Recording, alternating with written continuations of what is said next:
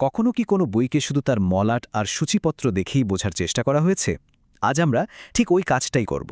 একটা বইয়ের ভেতরে কি আছে তা না জেনেই শুধু তার বাইরের গঠন আর নামের মধ্যে যে প্রতিশ্রুতি আছে তা থেকেই একটা আধ্যাত্মিক পথের দিশাকে ব্যবচ্ছেদ করে দেখব। চলুন শুরু করা যাক। তো আমাদের আজকের আলোচনার একেবারে কেন্দ্রে আছে মৌলানা তারেক জামিলের লেখা আল্লাহকে যদি পেতে চাও বইটা। আর এটাই আমাদের তদন্তের প্রথম ধাপ। শুধু বইটার নাম আর মলাটের নকশার দিকে তাকালেই কিন্তু বোঝা যায় এখানে এক গভীর সফরের প্রতিশ্রুতি দেওয়া হচ্ছে। আর এটাই হলো আমাদের আজকের মূল প্রশ্ন। যখন কেউ আধ্যাত্মিক পথের দিশা দেখানোর কথা বলে তখন সেই পথের নকশাটা ঠিক কেমন হতে পারে? এই প্রশ্নটাকে মাথায় রেখেই আমরা সামনে এগোব। সবার আগে বইটার শিরোনামটা দেখুন। এটা কিন্তু মানুষের মনের ভেতরের এক গভীর আর সার্বজনীন ইচ্ছার কথা বলে, একটা সংযোগ আর জীবনের মানে খুঁজে পাওয়ার ইচ্ছা। এটা শুধু একটা নাম না, এটা একটা প্রতিশ্রুতির মতো শোনায়। মানে ব্যাপারটা এমন যে বইটা শুধু কিছু তথ্য দিচ্ছে না, এটা একটা ব্যক্তিগত আবিষ্কারের যাত্রায় যেন আমন্ত্রণ জানাচ্ছে।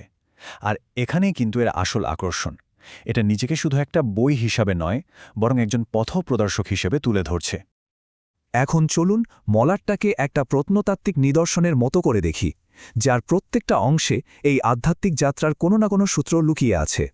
আমরা ঠিক গোয়েন্দার মতোই এই সূত্রগুলো খুঁজে বের করার চেষ্টা করব। মলাট থেকে পাওয়া আমাদের প্রথম ক্লু হলেন লেখক নিজে, মৌলানা তারেক জামিল।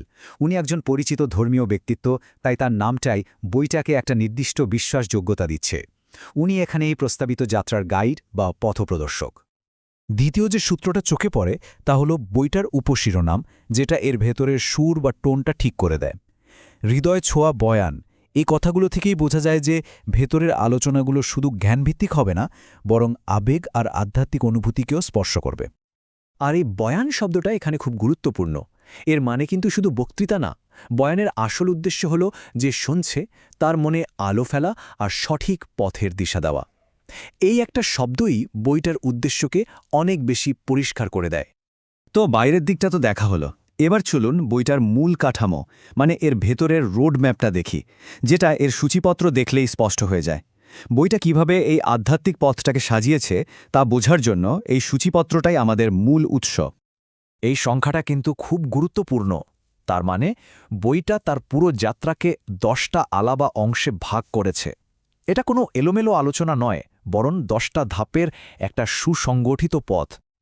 আর এই হচ্ছে সেই ম্যাপটা যা আমরা এখন বিশ্লেষণ করব, বইটার সূচিপত্র। এখান থেকেই আমরা বুঝতে পারব যে এই আধ্যাত্মিক যাত্রার ধাপগুলো কি কি, আর লেখক সেগুলোকে কিভাবে পরপর সাজিয়েছেন। সূচিপত্রটাকে একটু সহজ করে দেখলে আমরা এরকম একটা কাঠামো পাই। একটা মজার জিনিস খেয়াল করার মতো, কিছু বয়ানকে আলাদা করে আর কিছু বয়ানকে একসাথে রাখা হয়েছে, যেমন দ্বিতীয় ও তৃতীয় এবং নবম ও দশম। হতে পারে এই জোড়া বয়ানগুলো একে অপরের পরিপূরক, অথবা একটা বড় বিষয়কে দুটো ভাগে ভাগ করে আলোচনা করা হয়েছে। তাহলে বোঝাই যাচ্ছে এটা কেবল 10টা বক্তৃতার একটা লিস্ট নয়, এটা আসলে একটা পরিকল্পিত সিঁড়ির মতো, যেখানে প্রত্যেকটা ধাপ পাঠককে পরের ধাপের জন্য তৈরি করে। একজন অনুসন্ধানের জন্য এটা যেন খুব যত্ন করে বিছিয়ে দেওয়া একটা পথ। আমাদের বিশ্লেষণের প্রায় শেষে এসে এবার বইটার কাঠামো থেকে নজরটা একটু ঘুরিয়ে পাঠকের ব্যক্তিগত দায়িত্বের দিকে নেওয়া যাক। কারণ একজন পথপ্রদর্শকের কাজ তো শুধু পথ দেখানো, কিন্তু সেই পথে তো নিজেকেই চলতে হয়, তাই না? আমরা আবার বইটার শিরোনামে ফিরে আসি। এই কথাটা কিন্তু মনে করিয়ে দেয় যে পুরো ব্যাপারটা একটা ইচ্ছার উপর নির্ভর করে।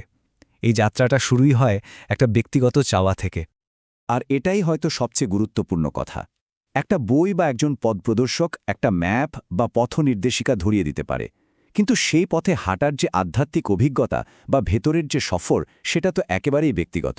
সেটা পাঠককেই সম্পন্ন করতে হয়। সবশেষে একটা প্রশ্ন রেখে যাচ্ছি ভাবার জন্য।